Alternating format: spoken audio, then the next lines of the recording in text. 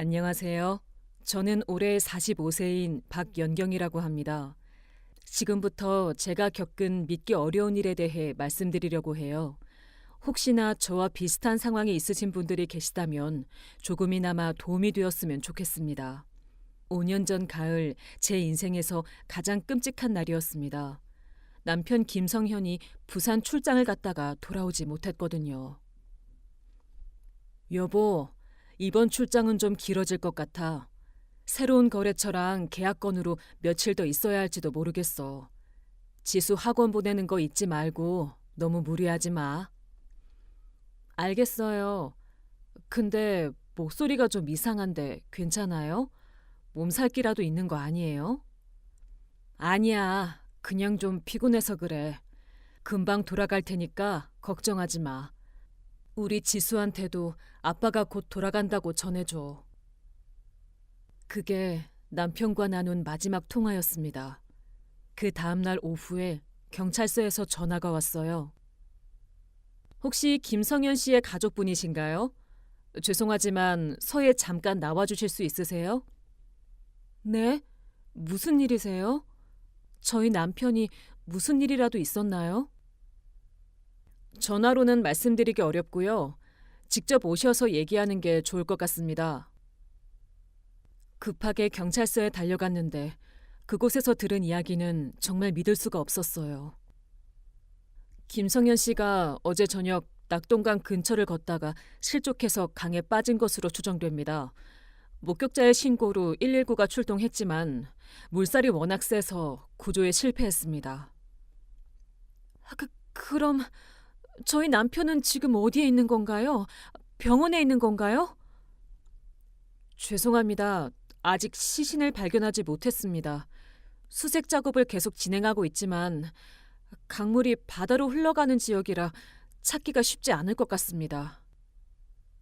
그 순간 온 세상이 무너지는 것 같았어요. 17살 딸 지수와 함께 경찰서에서 나오는데 다리에 힘이 하나도 들어가지 않더라고요.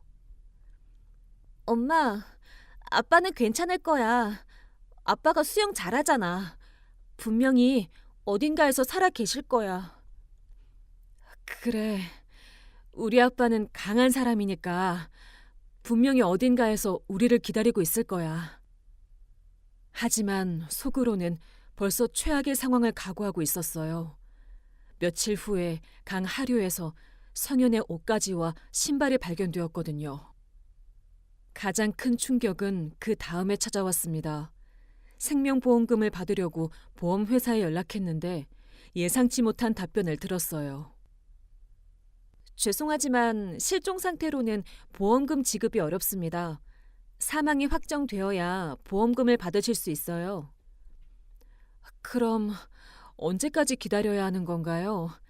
저희도 생활해야 하는데. 실종 선고가 나려면 보통 7년 정도 걸립니다.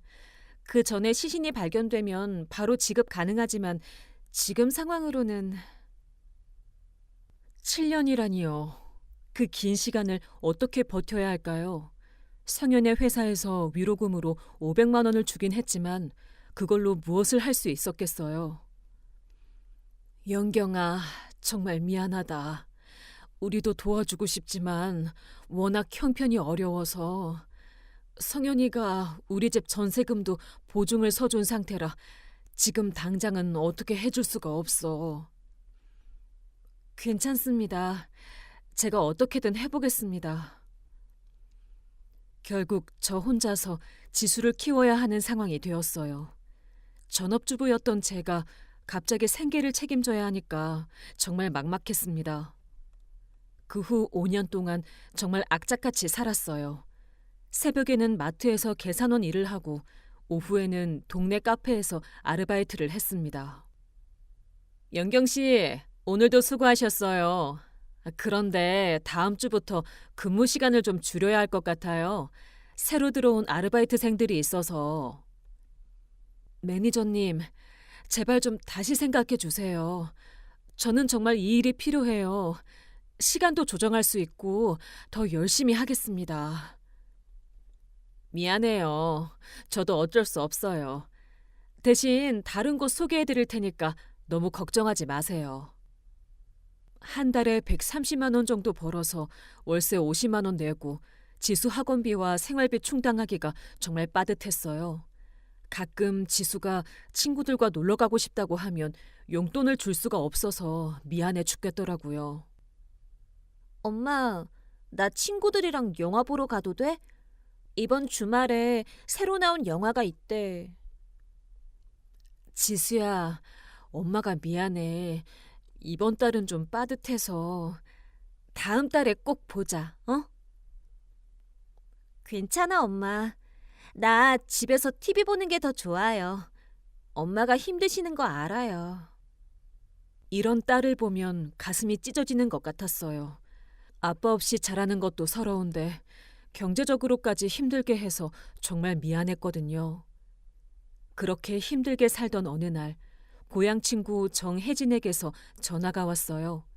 혜진이는 제가 고등학교 때부터 가장 친하게 지내던 친구예요. 영경아, 어제 강남에서 성현 오빠 봤어. 언제 서울 올라왔어? 그리고 언제 같이 만나서 밥 한번 먹자. 오빠가 많이 바쁜가 봐. 나한테 인사도 안 하고 지나가더라고. 순간 머리가 하얘졌어요. 뭐라고 대답해야 할지 모르겠더라고요. 혜진아, 내 남편을 봤다고? 5년 전에 죽었는데? 뭐? 뭔 소리야? 나 어제 분명히 현대백화점에서 성현 오빠 봤는데? 30대 중반 여자랑 4살 정도 된 아이랑 함께 있었어. 3명이 정말 가족처럼 보였는데? 혜진아, 장난하는 거지? 우리 성현이는 5년 전에 부산에서 강에 빠져서 죽었어. 시신도 못 찾았고. 영경아, 나 지금 장난할 상황이야? 내가 성현 오빠를 20년 넘게 봐왔는데 다른 사람과 헷갈릴 것 같아? 걸음걸이며 뒤태며 정말 성현 오빠 그 자체였어. 그래서 너무 신기해서 몰래 사진도 찍었거든? 그 순간 온몸이 얼어붙는 것 같았어요. 사진을 찍었다고? 지금 바로 보내줄게. 그리고 영경아, 그 사람이 탄 차 번호도 기억해뒀어. 검은색 소나타였어. 곧바로 혜진이가 보내준 사진을 봤는데 정말로 성현의 뒷모습과 똑같았어요. 체형, 걸음걸이, 심지어 입고 있던 옷 스타일까지도요. 혜진아, 지금 당장 그곳으로 가볼 거야. 너도 같이 갈 수 있어? 물론이지. 나도 너무 궁금해서 미치겠어. 지금 바로 출발할까? 고마워. 정말 고마워. 그날 바로 혜진이와 함께 서울로 향했습니다. 기차 안에서도 계속 혜진이가 찍은 사진을 들여다봤는데 볼 때마다 더욱 확신이 들었어요. 정말 성윤이 맞는 것 같았거든요. 혜진아, 만약에 정말 성현이라면 나 어떻게 해야 할까? 일단 확인부터 하자. 혹시 정말 다른 사람일 수도 있잖아. 하지만 마음속으로는 이미 직감하고 있었어요. 그 사람이 성현일 가능성이 높다는 걸요. 그럼 지난 5년은 뭐였을까요? 저와 지수가 그렇게 힘들게 살았는데 성현은 다른 여자, 다른 아이와 행복하게 살고 있었다는 건가요? 현대백화점에 도착해서 혜진이가 성현을 목격했다는 곳 근처에서 기다렸어요. 하지만 몇 시간을 기다려도 나타나지 않더라고요. 영경아, 오늘은 안 오나 보다. 내일 다시 와볼까? 그래야겠어. 근데 혜진아, 차 번호 가지고 뭔가 더 알아볼 수 있는 방법은 없을까? 사설 탐정한테 의뢰하면 될 것 같은데? 요즘은 차 번호만 가지고도 많은 걸 알 수 있다더라. 그래서 그 즉시 근처 사설 탐정 사무소를 찾아갔습니다. 이제야 본격적으로 진실을 파헤쳐 볼 시간이었어요. 사설 탐정 사무소 문 앞에 서니까 다리가 후들후들 떨렸어요. 평생 이런 곳에 올 일이 있을 거라고는 상상도 못했거든요. 어서 오세요. 무슨 일로 오셨나요? 저 혹시 차량 번호로 소유자를 찾을 수 있을까요? 그리고 그 사람이 어디 사는지도요. 물론 가능합니다. 다만 정당한 사유가 있어야 하는데 어떤 경우인지 말씀해 주시겠어요? 제 남편이 5년 전에 실종됐는데 어제 친구가 그 사람을 봤다고 해서요. 혹시 정말 저희 남편인지 확인하고 싶어서요. 아, 그런 경우시군요. 비용은 200만 원 정도 들 것 같은데 괜찮으세요? 200만 원이라니요. 제게는 정말 큰 돈이었지만 그래도 확인해야 했어요. 몇 달 동안 아껴 모은 돈을 거의 다 써야 했지만 어쩔 수 없었어요. 네, 알겠습니다. 언제쯤 결과를 알 수 있을까요? 차량 소유자 정보는 내일까지 알 수 있고요. 거주지나 직장 정보는 3, 4일 정도 걸릴 것 같습니다. 연락처 남겨주시면 결과 나오는 대로 바로 연락드리겠습니다. 집으로 돌아가는 길에 혜진이가 계속 걱정스러운 얼굴로 저를 바라봤어요. 연경아, 200만 원이면 너한테 정말 큰 돈인데 괜찮아? 내가 좀 도와줄까? 고마워, 혜진아. 하지만 이건 내가 해야 할 일이야. 만약 정말 성현이라면 어떻게 해야 할지 모르겠어. 일단 확인부터 해보자. 혹시 다른 사람일 수도 있잖아. 하지만 저는 이미 마음속으로 확신하고 있었어요. 그 사람이 성현일 거라고요. 다음 날 오후에 탐정에게서 전화가 왔어요. 부인, 차량 소유자 정보 나왔습니다. 김성현 씨 맞습니다. 그 순간 머리가 하얘졌어요. 정말 성현이었다니요. 정말 김성현이 확실한가요? 네. 주민등록번호까지 대조해 봤는데 부인 남편분이 확실합니다. 현재 경기도 분당구 정자동에 거주하고 있고요. 중소기업에서 영업팀 대리로 일하고 있습니다. 그럼 저희 남편이 5년 동안 거기서 살고 있었다는 건가요? 네. 주민등록 이전 기록을 보니 4년 8개월 전부터 그 주소에 등록되어 있습니다. 그리고 뭐가 더 있나요?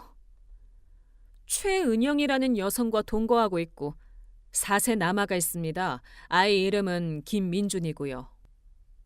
전화를 끊고 나서 한참 동안 멍하니 앉아 있었어요.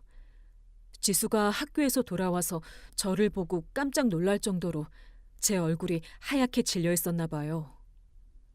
엄마, 왜 그래요? 어디 아프세요? 아니야, 괜찮아. 그냥 좀 피곤해서 그래. 엄마, 요즘 너무 무리하시는 것 같아요. 좀 쉬세요. 저는 지수에게 아직 말할 수가 없었어요. 어떻게 말해야 할지, 뭐라고 설명해야 할지 전혀 감이 안 잡혔거든요. 3일 후 탐정에게서 성현의 정확한 주소와 직장 정보를 받았어요. 혹시 사진도 찍을 수 있나요? 물론입니다. 내일 오후에 직장 앞에서 대기했다가 퇴근하는 모습 촬영해 드리겠습니다. 다음 날이 기다려지면서도 무서웠어요. 정말 성현의 얼굴을 직접 보게 된다면 그때 저는 어떤 기분일까요? 그 다음 날 오후 탐정에게서 영상이 전송되어 왔어요. 그리고 그 영상을 보는 순간 저는 소리 없이 울기 시작했습니다. 분명히 성현이었어요. 5년 전보다 조금 살이 빠지고 머리 스타일도 바뀌었지만 틀림없이 제 남편이었습니다. 영상 속에서 성현은 회사 앞에서 누군가와 전화를 하며 웃고 있었어요. 5년 전 실종되기 전에 그 환한 웃음 그대로였습니다. 알겠어. 오늘은 일찍 들어갈게. 민준이 어린이집 데리러 가야 하니까. 핸드폰 너머로 들리는 그 목소리까지 정말 성현이었어요. 저는 더 이상 참을 수가 없었어요. 혜진이와 함께 성윤이 사는 아파트로 직접 찾아가기로 했습니다. 영경아, 정말 괜찮겠어? 너무 충격적일 수도 있어. 괜찮아. 이제 직접 확인해야겠어. 5년 동안 속은 게 억울해서 미치겠어. 분당 정자동 아파트 단지 앞에 도착했을 때는 오후 5시쯤이었어요. 아이들이 어린이집에서 돌아오는 시간이라 단지 안이 북적북적했어요. 그때였어요. 정말 영화에서나 나올 법한 장면이 펼쳐졌습니다. 검은색 소나타 한 대가 아파트 지하 주차장으로 들어가는 게 보였어요. 혜진이가 기억한 바로 그 차량 번호였습니다. 영경아, 저 차야. 저게 그때 봤던 차. 잠시 후 지하 주차장에서 성현이 나타났어요. 그런데 혼자가 아니었습니다. 30대 중반으로 보이는 여자와 4살 정도 된 남자아이가 함께 있었어요. 그 순간 저는 입을 틀어막을 수밖에 없었습니다. 아이가 성현을 보고 밝게 웃으며 말했어요. 아빠, 오늘 어린이집에서 그림 그렸어. 우리 가족 그림이야. 우와, 정말 잘 그렸네. 아빠랑 엄마랑 민준이가 다 있네. 여보, 오늘 저녁에 뭐 먹을까요? 민준이가 치킨 먹고 싶다는데. 그럼 치킨 시켜 먹자. 우리 민준이 원하는 거 다 해주지. 세 사람이 웃으며 엘리베이터로 향하는 모습을 보는데 정말 완벽한 가족처럼 보였어요. 5년 전 저희 가족이 그랬듯이 말이에요. 저는 그 자리에 서서 한참 동안 울었어요. 혜진이가 제 어깨를 토닥이며 위로해 줬지만 그 충격은 말로 표현할 수 없을 정도였어요. 영경아, 진정해. 너무 충격받지 마. 혜진아, 저 아이가 우리 성현 아이야. 저 여자와 성현이 5년 동안 저렇게 행복하게 살았다고 생각하니까 미치겠어. 영경아, 이제 어떻게 할 거야? 모르겠어. 일단 집에 가서 생각해 봐야겠어. 집에 돌아와서도 계속 그 장면이 머릿속에서 떠나지 않았어요. 성현이 다른 여자, 다른 아이와 함께 웃으며 엘리베이터에 올라가던 모습 말이에요. 그래서 탐정에게 전화해서 좀 더 자세한 조사를 부탁했습니다. 부인, 추가 조사 결과를 말씀드리겠습니다. 최은영 씨와 김성현 씨는 사실혼 관계로 4년 넘게 함께 살고 있고요. 아이는 김성현 씨의 친자가 확실합니다. 4년 넘게요? 그럼 성현이가 실종되기 전부터 그 여자와... 네, 추정컨대 그럴 가능성이 높습니다. 그리고 한 가지 더 중요한 사실이 있는데요. 뭔가요? 최은영 씨가 현재 둘째를 임신 중인 것 같습니다. 며칠 전 산부인과에 같이 다녀온 모습을 확인했거든요. 김성현 씨가 최은영 씨 배를 쓰다듬으며 아기 얘기를 하는 것도 들었고요. 그 말을 듣는 순간 정말 머리가 하얘졌어요. 둘째까지 임신했다고요? 둘째요? 정말 확실한가요? 네, 임신 5개월 정도 되어 보였습니다. 그리고 김성현 씨가 최은영 씨한테 우리 딸이 태어나면 민준이가 동생 잘 돌봐줄 거야 라고 말하는 것도 녹음했습니다. 딸이요? 네, 딸로 확정된 것 같더라고요. 아기용품도 분홍색으로 주문하는 걸 봤습니다. 전화를 끊고 나서 더욱 화가 났어요. 저와 지수는 5년 동안 힘들게 버텨왔는데 성현은 새 가정에서 아이도 하나 더 가질 준비를 하고 있었다니요. 정말 완전히 새로운 인생을 살고 있었던 거예요.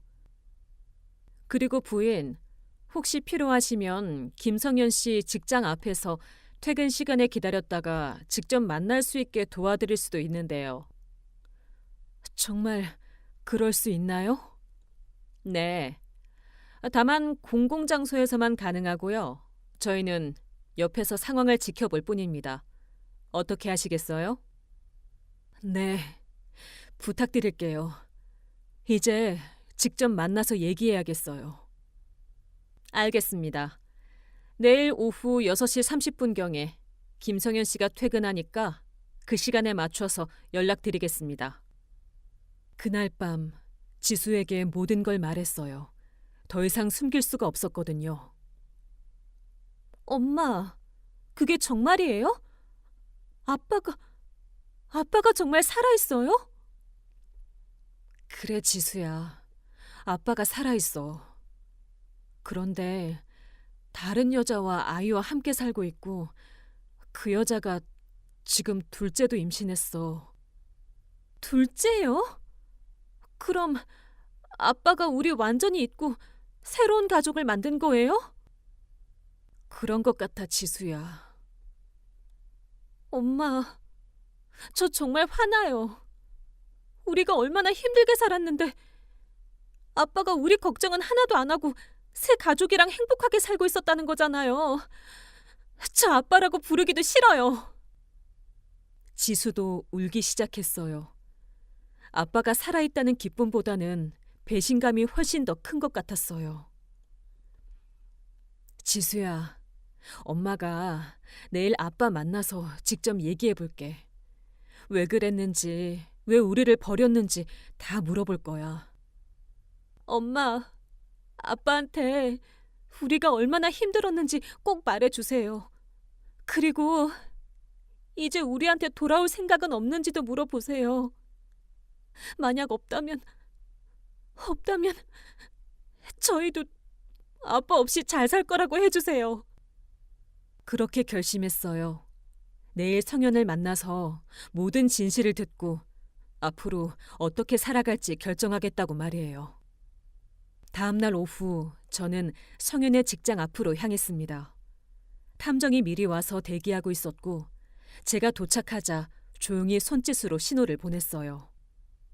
부인, 저기 회사 정문 보이시죠?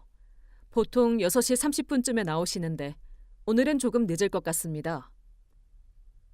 네, 알겠어요. 저 정말 떨려요. 괜찮습니다. 저는 저 멀리서 지켜보고 있을 테니까 무슨 일 있으면 손만 흔들어 주세요. 6시 40분쯤 되어서야 성현이 회사에서 나왔어요. 5년 만에 보는 제 남편의 모습이었습니다. 좀 더 말랐고 머리에 흰머리도 조금 생겼지만 분명히 제가 알던 그 사람이었어요. 성현은 휴대폰을 보며 걸어 나오더니 누군가와 통화를 시작했어요. 은영아, 오늘 좀 늦을 것 같아. 회사에서 갑자기 일이 생겨서. 민준이 어린이집 데리러 가는 건 괜찮지? 아, 그리고 오늘 산부인과 검진 어땠어? 우리 딸 건강하다고 했지? 그 목소리를 듣는 순간 정말 온몸이 떨렸어요. 분명히 성현이 맞았어요. 성현이 회사 앞 버스 정류장으로 걸어가는데 저는 용기를 내어 그 뒤를 따라갔어요. 성현아. 성현이 뒤를 돌아보는 순간 그의 얼굴이 하얗게 변했어요. 휴대폰을 떨어뜨릴 뻔했을 정도로 놀라더라고요. 어떻게... 영경이야? 어떻게 여기를... 나야, 성현아. 5년 만이네. 아니야, 너 지금 사람 잘못 본 거야. 나는 성현이가 아니라... 성현아, 그만해. 나한테 거짓말하지 마. 내가 누군지도 모른다고 할 거야? 20년을 같이 산 부부인데? 성현은 한참 동안 아무 말도 하지 못했어요. 그러더니 주변을 두리번거리며 저를 한적한 곳으로 데려갔어요. 영경아, 어떻게 날 찾았어? 누가 알려줬어? 그건 중요하지 않아.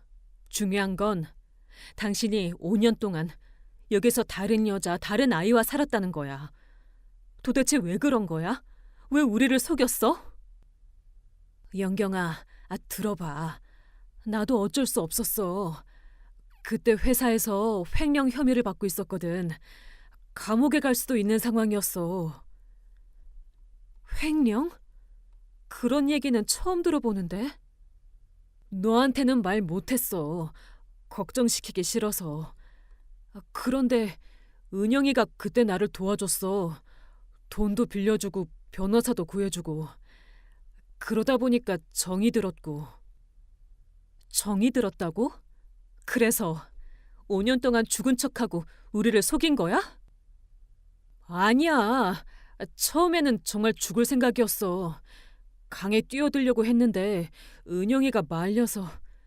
그리고 너한테는 내가 죽었다고 생각하게 하면 보험금도 받고 편하게 살 수 있을 거라고 생각했어. 보험금? 당신이 실종이면 보험금을 어떻게 받아? 7년은 기다려야 한다고. 성현은 그제서야 자신의 계획이 얼마나 허술했는지 깨달은 듯 당황하더라고요. 그건 몰랐어. 미안해, 영경아. 미안하다고? 5년이야, 5년. 나와 지수가 얼마나 힘들게 살았는지 알아? 나는 마트에서 계산원 하고 카페에서 알바해서 한 달에 130만 원 벌어서 살았어. 지수는 친구들과 영화도 못 보고 학원비도 제대로 못 내서. 그건 정말 미안해. 하지만 이미 여기서 새로운 삶을 시작했어.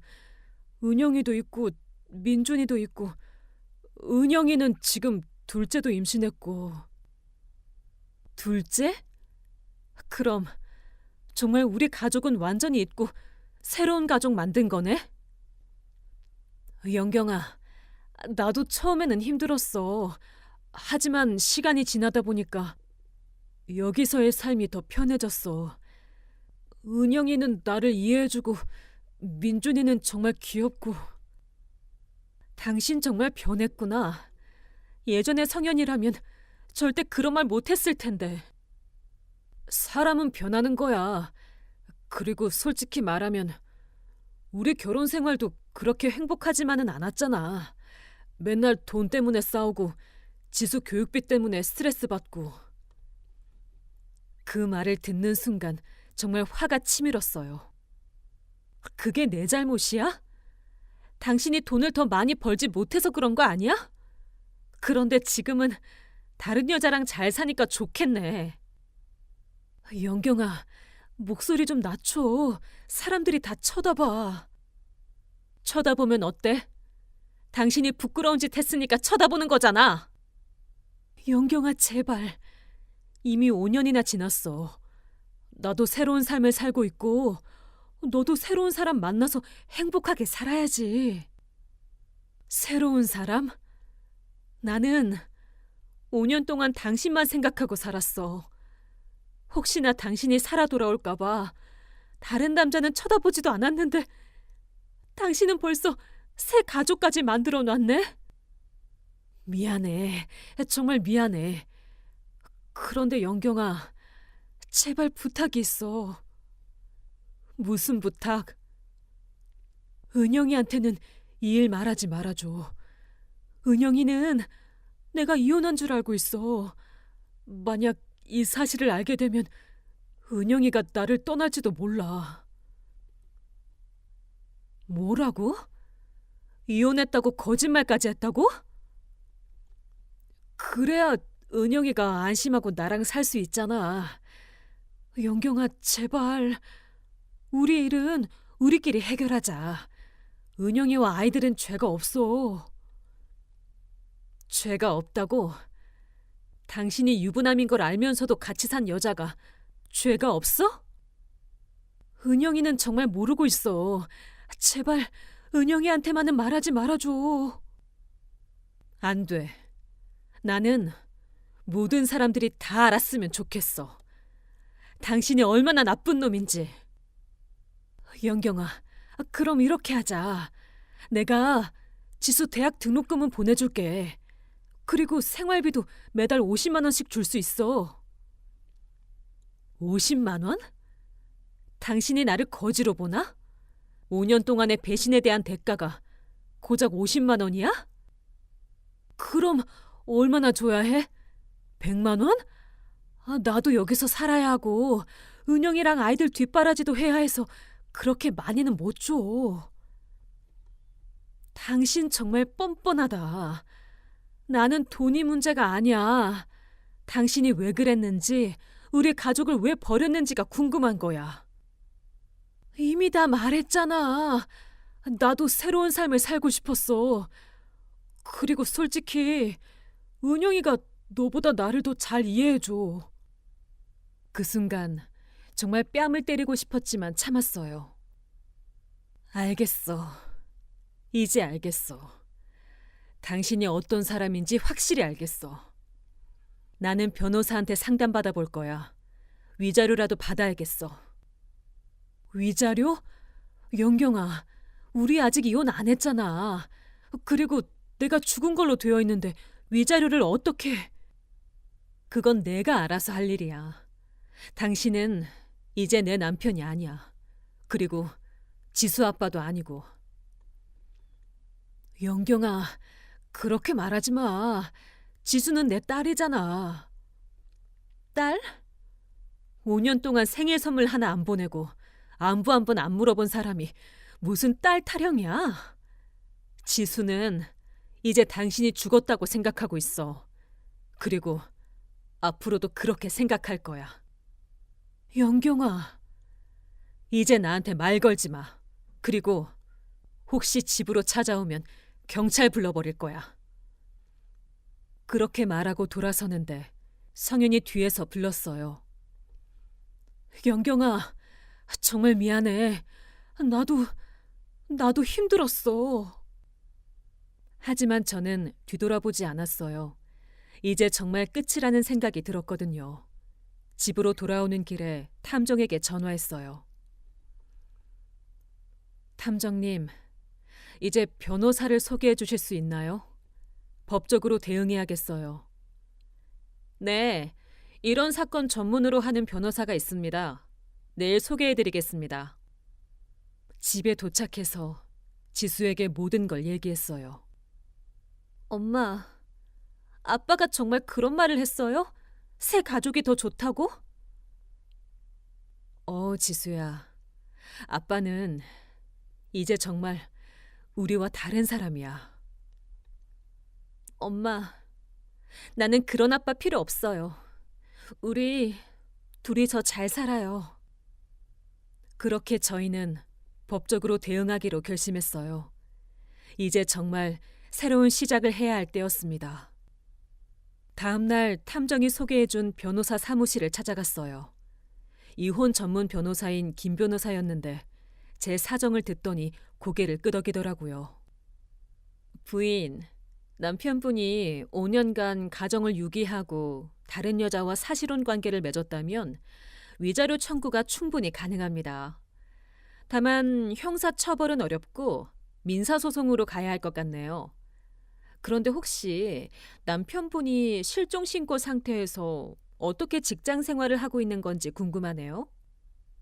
그게 어떤 의미인가요? 주민등록이 살아있으니까 사회생활은 가능하지만 법적으로는 여전히 실종자예요. 이런 경우는 정말 드문데 오히려 저희에게 유리할 수 있습니다. 위자료는 얼마나 받을 수 있을까요? 보통 이런 경우 5천만 원에서 1억 정도인데 5년간의 가정 유기와 사실혼 관계, 그리고 자녀까지 있는 점, 게다가 실종 신고 상태를 악용한 점까지 고려하면 1억 2천만 원 정도는 가능할 것 같습니다. 변호사 비용은 얼마나 들까요? 착수금 500만 원, 성공보수 15%입니다. 다만 사정을 고려해서 착수금은 300만 원으로 하고 성공보수는 10%로 하겠습니다. 승소 확률이 높아 보이거든요. 300만 원도 제게는 큰 돈이었지만 지수의 미래를 위해서라도 해야겠다고 생각했어요. 마트에서 번 돈을 아껴가며 모아둔 400만 원이 있었거든요. 참고로 소송 진행하시면 남편분이 협박하거나 방해할 수 있으니 조심하세요. 필요하면 접근 금지 신청도 가능합니다. 김 변호사와 함께 소송 준비를 시작했어요. 탐정이 수집한 자료들을 정리하고 추가로 필요한 증거들을 모았죠. 부인, 남편분 재산을 좀 더 자세히 조사해봐야겠습니다. 숨겨둔 것들이 있을 수 있거든요. 어떤 게 있을까요? 예금 계좌는 기본이고 보험이나 적금, 주식 같은 것들도 있을 수 있어요. 그리고 최은영 씨 명의로 된 것들 중에서도 실질적으로 남편분이 낸 것들이 있을 거예요. 일주일 후 재산 조사 결과가 나왔어요. 예금이 8천만 원, 적금 2천만 원, 보험 해약 환급금 1천만 원 정도 나왔습니다. 그리고 최은영 씨 명의로 아파트 보증금 5천만 원도 남편분이 낸 것으로 보입니다. 총 1억 6천만 원 정도 되는 건가요? 네. 그런데 여기서 중요한 게 하나 더 있어요. 남편분이 실종 신고 후에도 계속 소득이 있었다는 점이에요. 이건 국가를 속인 것과 다름없거든요. 그럼 더 불리해지는 건가요? 아니요. 오히려 저희에게 더 유리해집니다. 악질성이 더 높아지는 거니까요. 우선 남편분 재산부터 가압류해야 합니다. 혹시 도망갈 가능성도 있거든요. 일주일 후 법원에서 가압류 결정이 났어요. 성현의 통장과 적금이 모두 얼어붙었죠. 그날 저녁 성현에게서 전화가 왔어요. 영경아, 이게 뭐야? 내 통장이 다 막혔어. 그럼 좋겠네. 나는 5년 동안 그보다 더 힘들게 살았어. 영경아, 제발. 이거 취소해 줄 수 없어? 나도 생활해야 하고 은영이도 임신했는데 어떻게 하라고? 그건 당신이 5년 전에 생각했어야 할 일이야. 영경아, 우리 만나서 얘기하자. 이렇게 전화로는 안 되겠어. 만날 것도 없어. 이제 법정에서 만나자. 법정? 영경아, 우리 이렇게까지 할 필요 있어? 내가 잘못한 건 인정해. 그러니까 합의하자. 합의? 5년 동안 나를 죽은 사람 취급한 당신이 이제 와서 합의? 그럼 얼마나 줘야 해? 5천만 원? 1억? 돈 문제가 아니야. 나는 당신이 법정에서 제대로 심판받기를 원해. 영경아, 제발. 지수 생각해서라도. 지수 이름 꺼내지 마. 당신이 5년 동안 지수한테 뭘 해줬는데 지수 얘기를 해? 그렇게 전화를 끊었는데 계속 전화가 왔어요. 결국 전화번호를 바꿨죠. 가압류 소식이 성현의 직장에도 알려졌나 봐요. 며칠 후 탐정에게서 연락이 왔어요. 부인, 김성현 씨가 회사에서 해고 통보를 받았습니다. 가압류 사실이 알려지면서 회사에서 문제가 있는 직원이라고 판단한 것 같습니다. 그리고 최은영 씨도 상황을 알고 큰 충격을 받은 것 같더라고요. 최은영 씨가 뭐라고 하던가요? 김성현 씨가 이혼한 게 아니라 가족을 속이고 도망 온 거라는 걸 알고는 완전히 화가 났더라고요. 나를 완전히 속였다. 아이들은 어떻게 하냐며 울면서 따져 묻더라고요. 그리고 당신 때문에 내가 불륜녀가 됐다며 소리 지르는 것도 들렸습니다. 그럴만하죠. 김성현 씨가 계속 변명만 하더라고요. 나도 어쩔 수 없었다. 영경이는 이미 다른 사람 만날 거라고 생각했다. 이런 식으로요. 며칠 후 더 충격적인 소식이 들려왔어요. 최은영 씨가 김성현 씨를 떠났습니다. 아이들 데리고 친정으로 돌아갔어요. 정말요? 네. 그리고 김성현 씨는 지금 원룸에 혼자 살고 있습니다. 아예 길거리에 나앉을 뻔했는데 친구가 도와준 것 같더라고요. 하루 종일 술만 마시고 있다고 하네요. 드디어 법정 날짜가 잡혔어요. 김 변호사와 함께 최종 준비를 했죠. 부인, 법정에서는 감정적으로 대응하지 마세요. 사실만 차근차근 말씀하시면 됩니다. 성현이가 변호사를 선임했나요? 아직 소식이 없어요. 아마 혼자 나올 것 같습니다. 변호사 선임할 돈도 없을 거예요. 그래도 법정에서 뭔가 변명하려고 하지 않을까요? 설사 변명한다고 해도 증거가 너무 명확해요. 5년간의 가정유기, 사실혼 관계, 실종신고 악용까지 변명할 여지가 없어요. 지수도 법정에서 증인으로 나서기로 했어요. 엄마, 저 떨려요. 아빠 보는 게. 지수야, 괜찮아. 그냥 사실만 말하면 돼. 아빠가 없어서 얼마나 힘들었는지, 엄마가 얼마나 고생했는지만 말하면 돼. 네, 엄마. 저 꼭 해낼게요. 우리를 위해서요. 드디어 법정 날이 왔어요. 성현은 변호사도 없이 본인이 직접 나왔더라고요. 많이 초췌해진 모습이었어요. 수염도 깎지 않고 옷도 구겨진 채로 왔어요. 피고는 5년간 가정을 유기하고 다른 여성과 사실혼 관계를 유지한 사실을 인정하십니까? 네, 인정합니다. 그 과정에서 원고와 미성년 자녀가 경제적, 정신적 피해를 입었다고 생각하십니까? 죄송합니다. 제가 잘못했습니다. 판사님, 피고는 5년간 생사불명 상태로 가족을 기만했고 그 기간 동안 원고는 파트타임 일로 생계를 유지하며 극심한 경제적 어려움을 겪었습니다. 또한 미성년 자녀는 아버지 없이 자라면서 정신적 상처를 입었습니다. 더욱 중요한 것은 피고가 실종신고 상태를 악용하여 새로운 사실혼 관계를 맺고 심지어 자녀까지 낳았다는 점입니다. 이는 국가 행정질서를 위반한 것이며 가정 파괴 행위의 극치라고 할 수 있습니다. 판사가 저에게 발언 기회를 줬어요. 판사님, 저는 5년 동안 남편이 죽었다고 생각하고 살았습니다. 매일 남편 생각에 울면서 혹시라도 살아 돌아올까봐 다른 사람은 만나지도 않았어요. 마트에서 계산원 일하고 카페에서 알바하면서 딸 하나 키우느라 정말 힘들었습니다. 그런데 남편은 저희가 힘들어하는 걸 뻔히 알면서도 다른 여자와 행복하게 살고 있었어요. 심지어 아이까지 낳으면서요. 이게 정상적인 사람이 할 일인가요? 계속하세요. 저희 딸은 아빠 없이 자라면서 친구들 앞에서 얼마나 위축됐는지 모릅니다. 아빠가 살아있다는 걸 알고 나서는 차라리 정말 죽었으면 좋겠다고 울면서 말했어요. 17살 아이가 그런 말을 할 정도로 상처받았습니다. 지수도 증언대에 섰어요.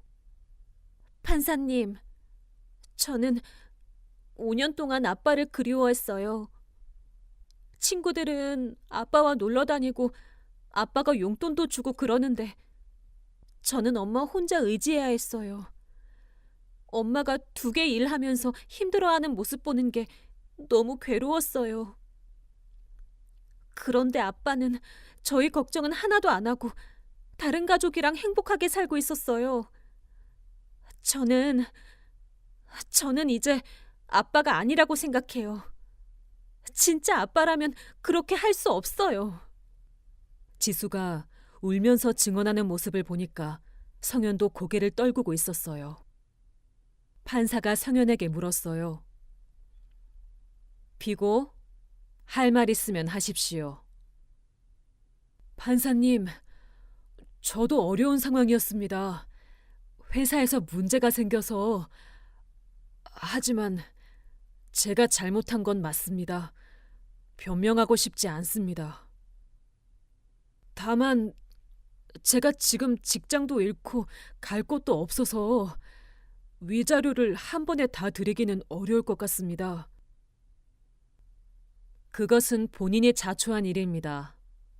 5년간 안정적인 소득이 있으면서도 가족에게는 한 푼도 보내지 않았지 않습니까? 죄송합니다. 2주 후 판결이 나왔어요. 이 사건은 피고의 극히 악질적인 가정유기 및 중혼 사건입니다. 피고는 5년간 가족을 속이고 다른 여성과 사실혼 관계를 유지하면서도 원고와 미성년 자녀에게는 아무런 도움도 주지 않았습니다. 특히 실종신고 상태를 악용하여 이중생활을 한 점은 매우 심각한 문제입니다. 따라서 피고는 원고에게 위자료 1억 2천만 원을 지급하라. 또한 피고 명의예금 1억 원, 적금 2천만 원, 보험 해약 환급금 1천만 원, 그리고 최은영 명의 아파트 보증금 5천만 원 상당액을 원고에게 양도하라. 총 2억 원을 받게 된 거예요. 법정을 나오는데 성현이 저에게 다가왔어요.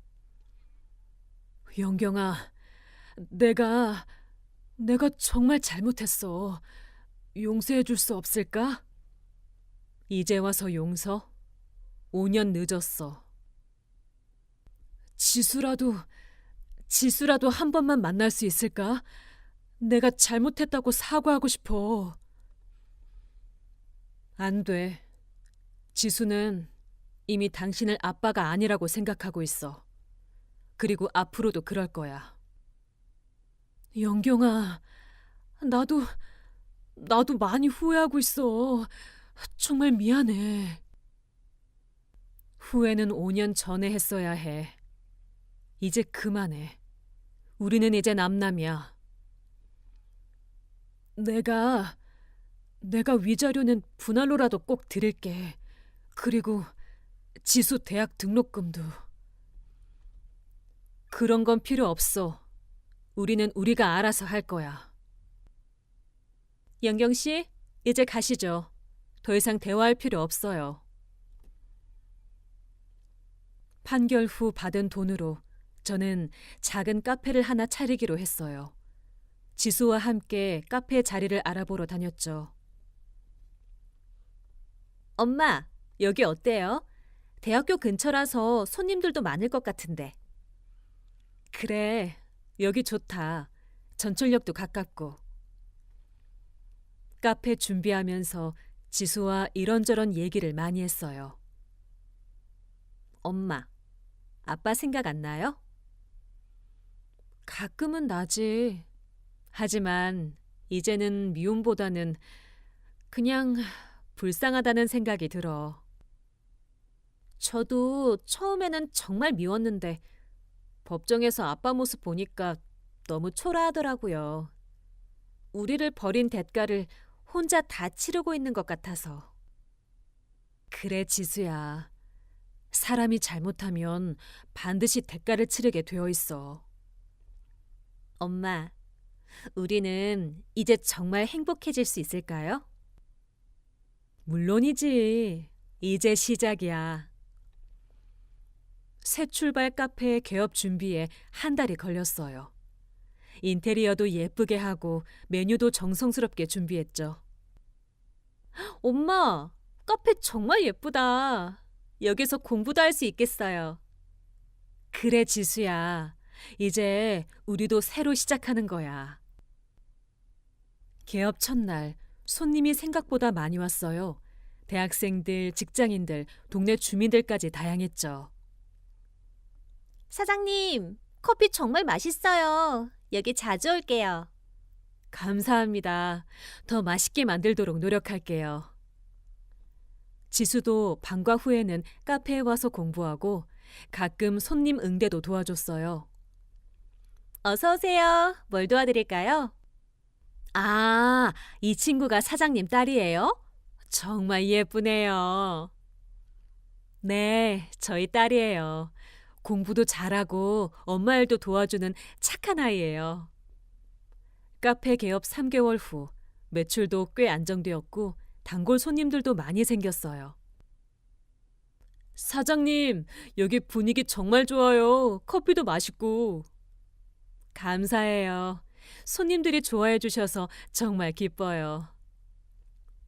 지수도 좋은 대학에 합격했어요. 엄마, 합격했어요. 경영학과 붙었어요. 정말? 우리 지수 정말 잘했어. 엄마, 저 대학 가서도 카페 일 도와드릴게요. 방학 때마다 와서 알바할게요. 고마워, 지수야. 그때 탐정에게서 전화가 왔어요. 부인, 김성현 씨 근황 알려드릴까요? 꼭 알아야 하나요? 참고용으로만요. 지금 다른 지역 공장에서 일용직 일하면서 원룸에서 혼자 살고 있습니다. 최은영 씨와 아이들과는 완전히 연락이 끊어진 상태고요. 그 이후로 지수와 카페 운영을 하며 지냈어요.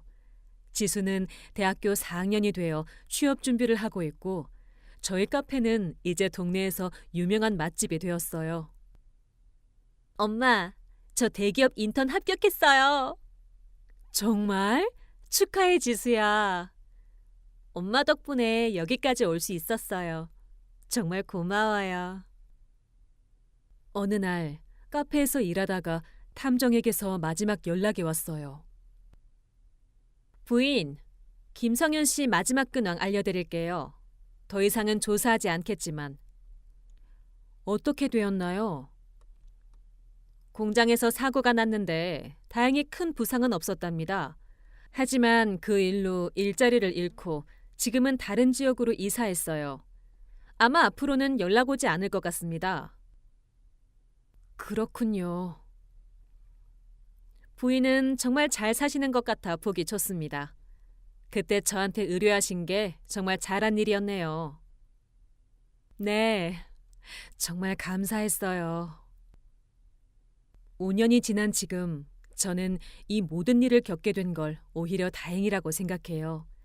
만약 성현이 계속 거짓말을 했다면 저는 평생 속은 채로 살았을지도 모르니까요. 엄마, 그런데 만약에 아빠가 처음부터 솔직했다면 어땠을까요? 글쎄, 그랬다면 이혼을 했겠지만 이렇게까지 원망하지는 않았을 거야. 하지만 결국 우리한테는 이게 더 나은 결과였던 것 같아. 맞아요. 이제 우리는 누구에게도 속지 않고 당당하게 살 수 있잖아요. 그래, 우리 가족이면 충분해. 혹시 저와 비슷한 상황이 있으신 분들이 계시다면 절대 포기하지 마세요. 아무리 힘들고 절망적인 상황이라도 진실은 반드시 밝혀지고 결국 정의가 승리해요. 그리고 새로운 시작은 언제든 가능하거든요. 저는 이제 새출발 카페의 사장이자 지수의 엄마로서 당당하게 살고 있어요. 5년 전에 그 끔찍한 일이 있었기에 지금의 행복이 더욱 소중하게 느껴집니다. 여러분도 힘내세요. 어떤 어려움이 와도 포기하지 않으면 반드시 길이 보일 거예요. 그리고 정말 사랑하는 사람들과 함께라면 어떤 시련도 이겨낼 수 있어요. 진실은 반드시 밝혀지고 악한 일을 한 사람은 반드시 그 대가를 치르게 되어 있어요. 하지만 정직하게 살아가는 사람들에게는 반드시 좋은 일이 찾아와요. 저희 가족의 이야기가 누군가에게는 힘이 되었으면 좋겠습니다.